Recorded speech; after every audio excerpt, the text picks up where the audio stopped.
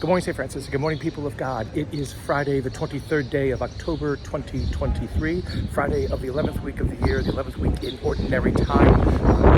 Just a different perspective on this morning, which is perhaps going to be late, but it should be posted by the time usually it appears on the St. Francis Facebook page. So anyway, on this Friday of the 11th week of the year, the 11th week in Ordinary Time, Corinthians continues with Paul's great boasts, and he will boast for a number of times in the chapters that follow.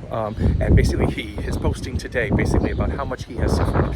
If anybody doesn't think he's authentic or he's genuine or he's not the real thing or not the one who is the missionary of the Christ movement for people, they should think again, because he has suffered, he has undergone all kinds of disappointments and all kinds of things that have gotten in the way. He has been oppressed, he has been made fun of, he has done all these kinds of things, and so again, it's like he is boasting of these various weaknesses to prove the point that he is the one who should be listened to, because of the things that he's experienced. It has not been an easy road for him. It's not been an easy climb, up to a mountain to be able to tell people about who Christ is and what Christ represents and how Christ has transformed human life and changed the course of human history. The ones who come in after him or the ones who are coming in to compete with him, seem to be living a life in competition with him, and seem to be living a life that basically is much better than his. And they begin to show that they are the ones who are selected by God because of the good life that they're living. But Paul is quick to say it isn't about living a good life, it is being faithful to the gospel.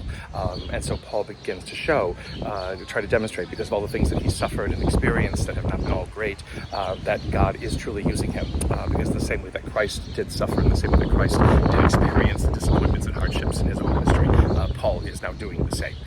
So reason to listen to Paul. And again, he concludes this part of his speech about boasting with boasting about his weaknesses, and not about his greatness, and not about what he's able to accomplish. Again, in many ways, it helps us to remember that we are people, that being people of faith, we are people who look at our weaknesses and see the power of strength in God in them, rather than looking at them as something to avoid or something that negates something that we do. An important lesson for us to learn today. In the Gospel of Matthew, Jesus basically says, the important thing is to focus yourselves on treasures in heaven rather than treasures here below. And again, added to that is the idea about letting one's light shine, because if one's light does not shine, then there is darkness, not only in what one says and what one does, but also darkness in perhaps what one tries to proclaim of the kingdom, or witness to the kingdom, or demonstrate to the kingdom. Again, we are called to be light for the world, and we need to live up to that. But the whole idea about, again, what's treasure in heaven and keeping one's treasure in heaven, and how to, embrace one's treasure in heaven rather than here on earth, it does not mean, again, to negate the good things of the earth, but to negate what it is that the earth can offer us or we can receive here. What it means is that when we are focused upon what heaven can offer, then only enhances what it is that this earth can offer. It is not about two separate things. It's not two things in competition or antagonism to each other. It is the fact that one leads to the other. And it is not earth that leads to heaven. It is heaven that leads to a better understanding of this earth and of us within it. It is important to remember that, because so many times within our faith tradition, we have turned this around and tried to cause a dividing line between what is heavenly and what is earthly. And that is never ever what Jesus represents. That's not what Jesus is ever talking about. It's the fact that, again, what is heavenly allows us to see more clearly the wonder and beauty of this earth, and especially the wonder and beauty of ourselves within it. A blessed day, St. Francis, and people of God. May the Lord continue always to give you his peace.